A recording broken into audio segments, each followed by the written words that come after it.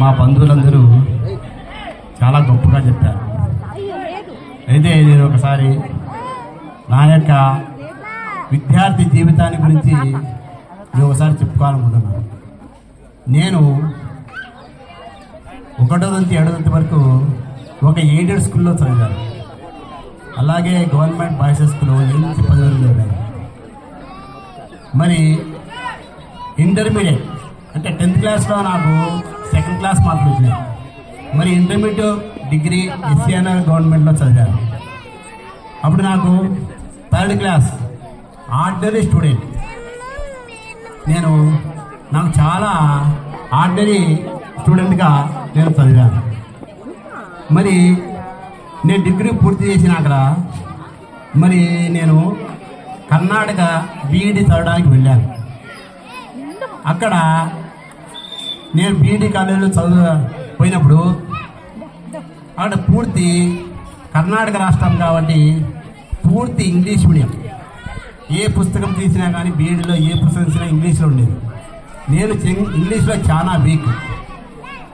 మరి ఆ యొక్క బీఈడీని మామూలుగా అయితే నేను 1984 ఏప్రిల్లో ఈ బీఈడీ పరీక్షలు రాశాను. బీఈడీ అయితే 1 సంవత్సరంలోనే అయిపోవాలి. కానీ నేను బీఈడీలో ఫెయిల్ స్టూడెంట్.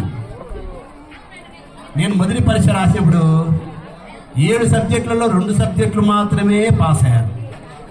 మిగిలిన 5 సబ్జెక్టులు మిగిలిపోయాను. మళ్ళీ సెప్టెంబర్లో రాశాను, 1984 సెప్టెంబర్.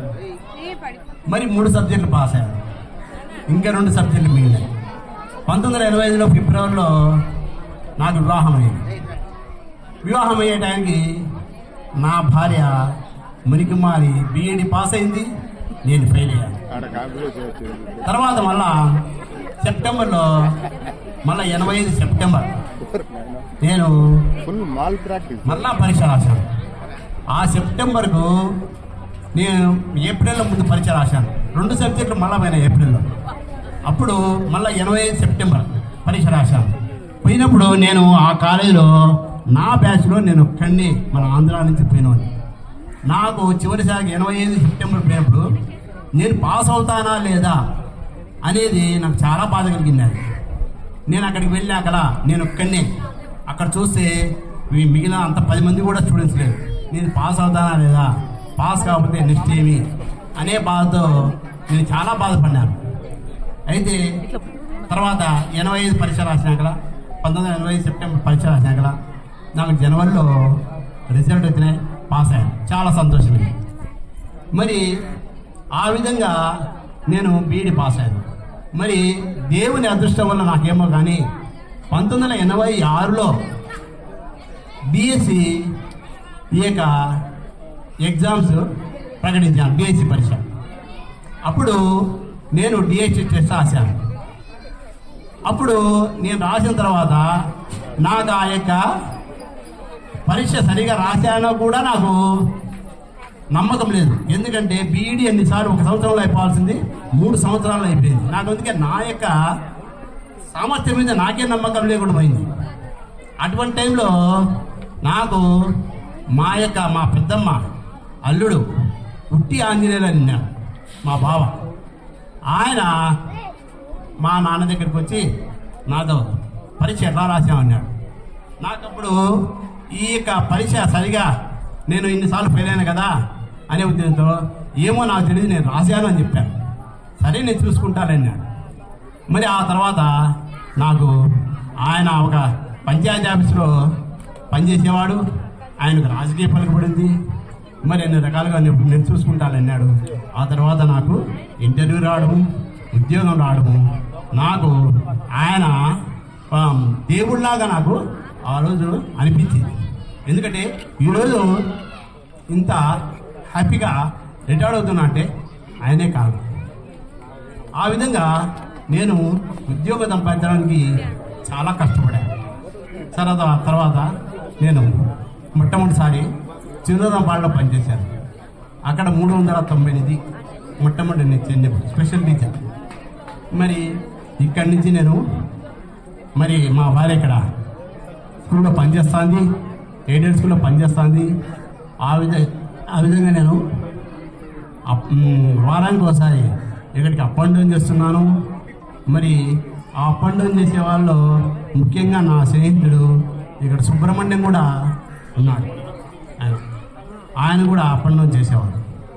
మరి ఆ విధంగా అప్ అండ్ డౌన్ చేస్తూ అక్కడ రెగ్యులర్ అయ్యి మళ్ళీ అక్కడనే సంజీవనగర్ అనే స్కూల్లో నాకు సెకండరీ టీచర్గా వేశాను. తర్వాత 1989లో నేను వెలువలకు వచ్చాను. వెలువలకు వచ్చిన తర్వాత నాకు మొట్టమొదటి పరిచయం అయింది నా యొక్క ప్రియతమైన మిత్రుడు, శ్రేయోభిలాషి, నాకు అన్ని విధాల బాగా మంచి మార్గంలో ఉన్నటువంటి వ్యక్తి తిరుపాలయ్య. ఆయన అప్పటి నుంచి ఇప్పటి వరకు చివరి స్టేజ్లో నేను ఇక్కడ ఈ స్కూల్లో ఇక్కడ కూడా ఆయనతో పాటు ఆయన నెల ముందు రిటైర్డ్ అయ్యాడు, నేను తర్వాత రిటైర్డ్ అవుతున్నాను. ఆ విధంగా నాకు నా యొక్క ఉద్యోగ జీవితం అంతా ఆయనతో స్నేహంగా బాగా జరిగింది. మరి తర్వాత నేను మళ్ళీ అక్కడ 16 ఏళ్ళు పనిచేశాను. మరి ఆ యొక్క అక్కడ మాకు ఉపాధ్యాయులు కూడా ఎలా ఉండేవాళ్ళం అంటే, అక్కడ నేను పనిచేసే స్పెషల్ స్కూల్ స్కూల్లో 2 టీచర్లు ఉన్నారు, రెగ్యులర్ స్కూల్లో 4 టీచర్లు ఉన్నారు, ఉర్దూ స్కూల్ అని ఇంకో స్కూల్ ఉన్నాయి. మరి అక్కడ 2 టీచర్లు ఉన్నారు. అయినా కానీ మేము ముగ్గురము మరి మధ్యాహ్నం భోజనం చేసేటప్పుడు ఒకే రెగ్యులర్ స్కూల్లోకి అందరం టీచర్లు వచ్చి భోజనం చేసి రోజు కూర్చొని మాట్లాడి వెళ్ళేవాళ్ళం. అంత బాగా స్నేహంగా ఉండేవాళ్ళం. ఆ విధంగా 16 సంవత్సరాలు గడిచినాయి. తర్వాత నాకు మళ్ళా 2005లో ఇక్కడికి ప్రొద్దుటూరు మండలం విరాట్ నగర్కి రావడం జరిగింది. అక్కడ కూడా నా యొక్క బీఈడి క్లాస్మేట్ రాజశేఖర్ రెడ్డి అని ఆయన రిటైర్డ్ అయినాడు. ఆయన అక్కడ టీచర్గా ఉన్నాడు. అలాగే మా యొక్క బంధువు, మా యొక్క తమ్ముడు, ఆయన భార్య నాగదేవిని, ఆమె కూడా అక్కడే పనిచేస్తున్నది. మరి ఆ విధంగా దేవమణి మేడము, ఆ విధంగా నలుగురం పనిచేస్తున్నాం. నలుగురం కూడా చాలా అక్కడ స్కూల్లో ఈ యొక్క ఉపాధ్యాయులము చాలా స్నేహంగా మెలుగుతూ అందరూ కలిసిమెలిసి ఉండేవాళ్ళు. తర్వాత నాకు ప్రమోషన్ వచ్చింది 2011లో దత్తాపురంలోకి ఫస్ట్ టైం నేను హై స్కూల్కి వెళ్ళాను.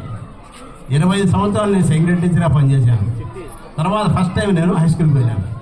అయితే హై స్కూల్లో నేను ఇక్కడ ఎలిమెంటరీ స్కూల్లో ఏదైనా కానీ విద్యార్థులకు 3-4 తరగతులకు కూడికలు తీసివేతలు చెప్పేవాడిని. నా సబ్జెక్టు సోషల్ సబ్జెక్ట్ చెప్పేవాడిని కాదు.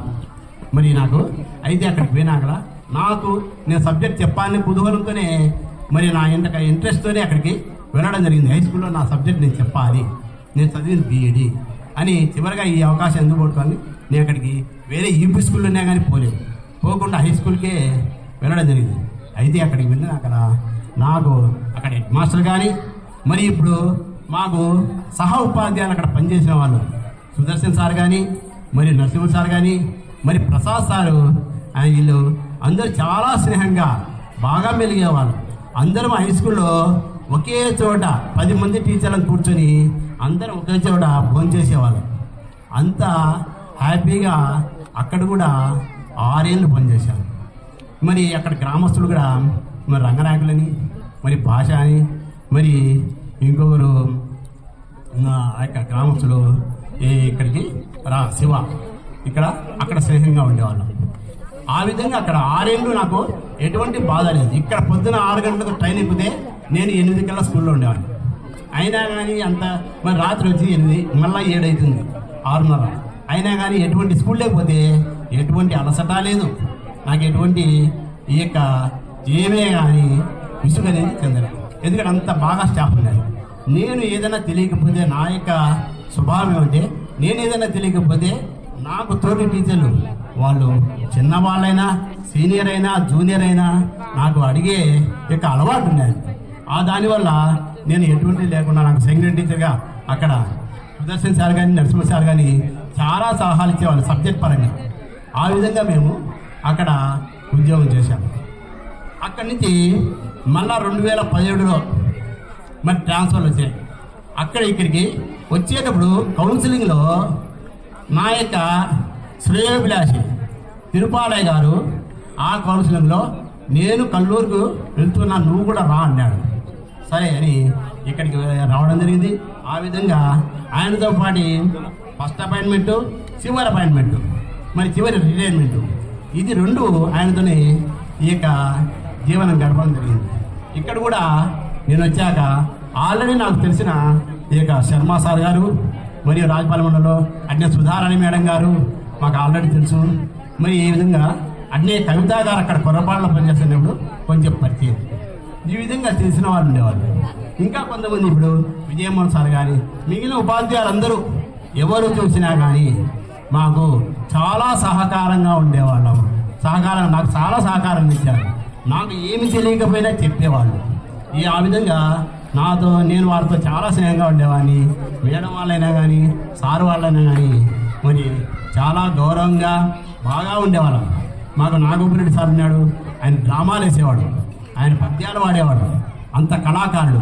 తిరుపాలయ సారు ఈ యొక్క కోలాటం కళాకారుడు. ఈ విధంగా అన్ని రకాలుగా కళాకారులు ఉండేవాళ్ళు. మరి విజయమ్మ సార్ కూడా అన్ని కార్యక్రమాలు దిగ్విజయంగా జరుగుతూ ఈ విధంగా చేసేవాడు. మరి ఇప్పుడు కాజాపూర్ సార్ కానీ ఎవరి అందరూ బాగా స్నేహంగా, మరి మాకు ఏదైనా డౌట్లు ఉంటే ఖచ్చితంగా నేను ఉపాధ్యాయులను అడిగేవాడిని. ఆ విధంగా నా జీవితాన్ని, నా యొక్క టీచింగ్ జీవితాన్ని ఆ విధంగా నేను చేసుకుంటా వచ్చాను. ఈ విధంగా నేను ఈ రిటైర్మెంట్లో కూడా నాకు ఎంతో సంతోషం. ఎక్కడికి పోయినా కూడా నాకు టీచర్లు సహకారం చేసిన వాళ్ళే తప్ప నేను ఎటువంటి ఈ యొక్క కాంట్రవర్షన్కి నేను వెళ్ళేవాడిని కాదు. ఆ విధంగా నా యొక్క ఈ ఉపాధ్యాయ జీవితాన్ని గడిపినాను. మరి ఈ నా సర్వీస్లో ఎవరినైనా ఉపాధ్యాయులను కానీ ఉపాధ్యాయులను కానీ మేడమ్స్ కానీ ఏదైనా ఒక మాట అంటే ఏదైనా అనింటే నన్ను క్షమించవలసిందిగా కోరుతున్నాను. సభాముఖంగా నేను చెప్తున్నాను. ఈ విధంగా ఈ అవకాశం ఇచ్చిన ఈ యొక్క హెడ్ మాస్టర్ గారికి నా యొక్క ధన్యవాదాలు. Thank you sir. మీరు చెప్పినటువంటి అన్ని విని మన విద్యార్థులు ఆదర్శంగా తీసుకుని ఇలాగే మీరు ఏ విధంగా కష్టపడి వర్క్ చేసినారో ఆ విధంగానే మేము కూడా చేస్తామని మాటిస్తూ మీకు ఒక హామీని ఇస్తున్నాం. తర్వాత నెక్స్ట్ సార్ గారి సన్మానం అయ్యే ముందు ఒక పాప డాన్స్ నేర్చుకొని వచ్చిందట, మనవరాలు. ఆ పాపని ఇక్కడ రమ్మనండి.